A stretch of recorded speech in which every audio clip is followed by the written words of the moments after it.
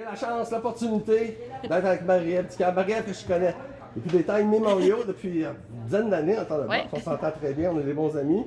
Marie-Ève, c'est une grosse nouvelle qui est sortie cette semaine. Bien, une grosse nouvelle, je pense que c'est la nouvelle qu'on attendait tous. Je pense, moi, en premier, d'avoir la chance de partir pour Manchester pour unifier les ceintures, c'est vraiment un objectif ultime. C'est l'objectif que je rêve depuis plusieurs années.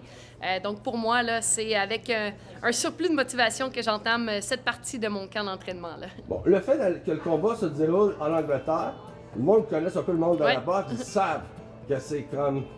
C'est ça, aller dans la gueule du loup un peu. Genre, ça fait pas pour plusieurs. Et toi, tu y vas. Ben, t'as toujours plutôt été reconnu comme une fille qui n'avait pas peur des défis. Ouais. Genre, j'irais un peu quand je vois que t'aurais peur de certaines choses dans la vie.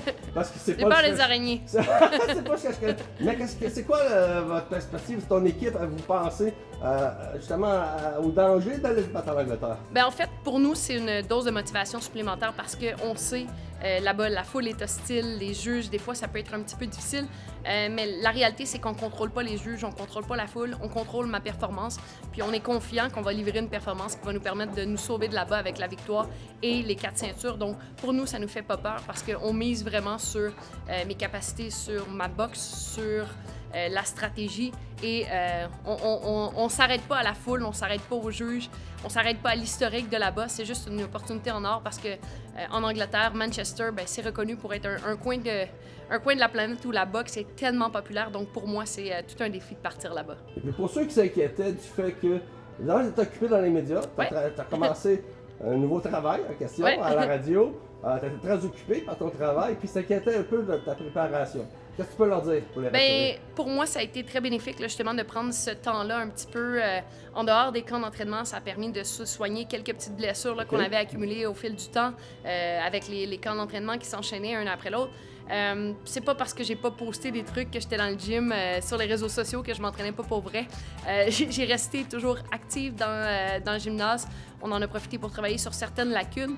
Mais moi, je suis une fille qui est pas capable de rester 2 secondes en place. Là, donc, j'avais besoin de m'occuper. Puis c'est un peu pour ça que je suis allée vers le défi des médias, défi des communications. J'ai adoré mon expérience, mais je suis vraiment contente de revenir à temps plein dans le gymnase puis d'avoir un défi d'envergure devant moi. Tu faisais ta journée à la radio et ta place dans l'entraînement, dans ton horaire, c'était quoi? C'était le matin. Habituellement, là, je me levais le matin. J'étais soit en entraînement là, très tôt à 6h30 le matin, de 6h30 à 8h30. Et ensuite de ça, ben, je partais pour la journée dans les médias. Ou sinon, je boxais un petit peu plus tard. Là, je boxais à 11h. Je partais directement du gym de boxe pour m'en aller à la station. Là. Donc, à tous les jours, là, j'étais dans le gymnase, soit en préparation physique, soit en boxe. Les fins de semaine aussi.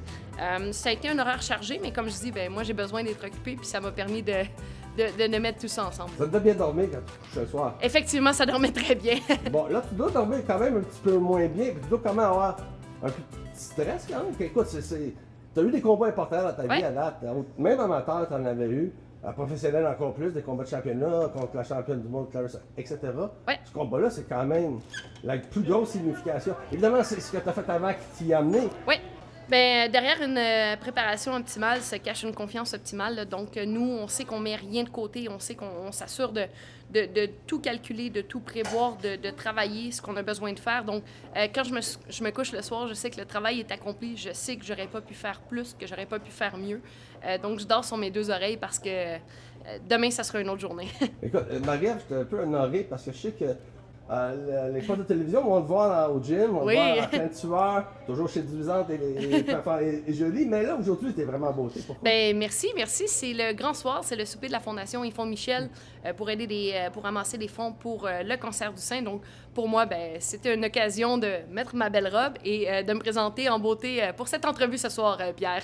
Et puis pour ceux qui voudraient voir des images exclusives de toi à l'entraînement, sur Way Productions, il va y avoir des vidéos et je vais en mettre quelques-uns également sur YouTube. Il faut venir voir ça parce que ceux qui se doutaient de ta préparation vont avoir une petite idée.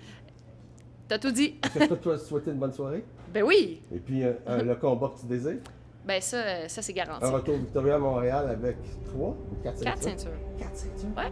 Ça va être toi à porter. Il n'y a pas de danger que mes pantalons tombent après ça. Tu me promets qu'on va pouvoir prendre des photos avec tes 4 ceintures? Avec plaisir.